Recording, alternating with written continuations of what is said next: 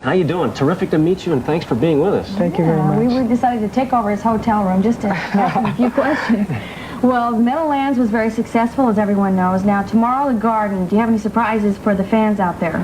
Yes, there will be a surprise. We'll be doing State of Shock along with Mick Jagger. There's a possibility he might come out and join us on stage, and that's going to create a lot of excitement. Oh, no kidding. That's going to be a first, isn't it? It's going to be the first. Oh, my goodness. Yeah.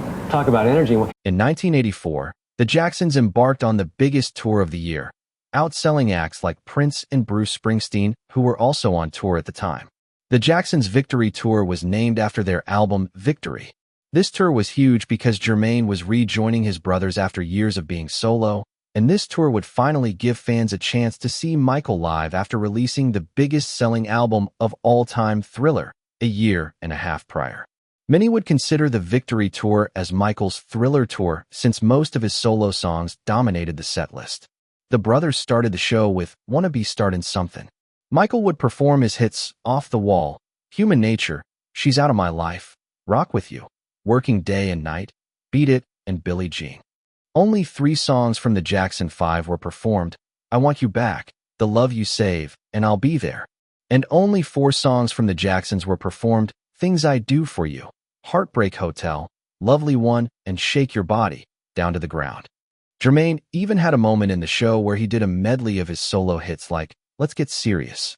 He and Michael would do their duet, Tell Me I'm Not Dreaming, which was released off Jermaine's album that same year. The first 9 shows Jermaine would perform his ballad, You Like Me Don't You, but the song later ended up getting replaced by his song Dynamite.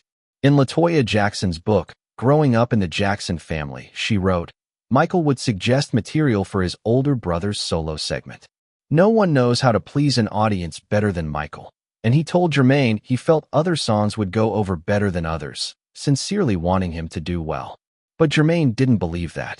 Predictably, the tune Michael suggested reaped the loudest applause every show.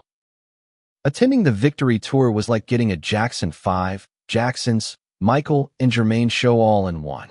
But fans and critics couldn't help but notice that none of the songs from the Victory album were performed on the Victory Tour. How can a tour named after an album not feature any songs from that album? Randy claims he didn't notice until after the tour that none of the songs from the album were performed on the tour. Why weren't any of the songs ever performed on the tour? What song? Any of the songs on the Victory? You know what? That's a very good question, because after that tour was over, I thought to myself, why don't we record any of the songs from Victory? Yeah, I mean, on that show. Tortured Body. I mean, it would have been, Yeah. I thought maybe perhaps like you guys were translating the Triumph Tour for the bigger audience that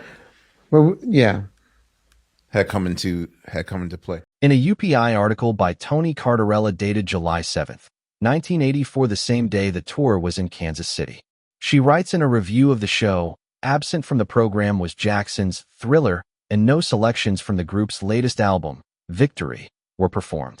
Howard Bloom, whose New York firm is handling tour public relations, said he did not know why the smash hit was excluded, but I'll try and find that out.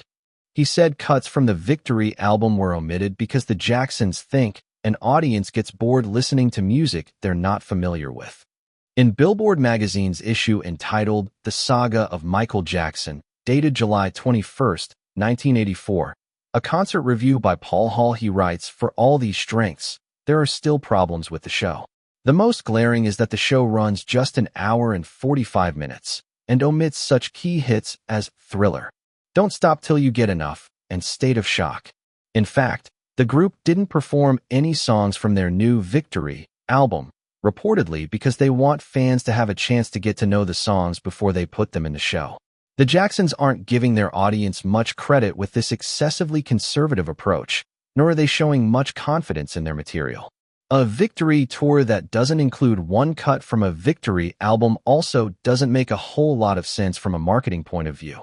So according to sources dating back to 1984, the reason the Jacksons didn't perform any of their songs from the Victory album on the Victory tour was because they didn't think their audiences would know the songs. The Victory album came out July 2nd, 1984, and the Victory tour began July 6th. That's just 4 days apart. which wouldn't give fans time to learn the songs. Thriller had already been out a year and a half, and Jermaine's Dynamite album had been out since April that year.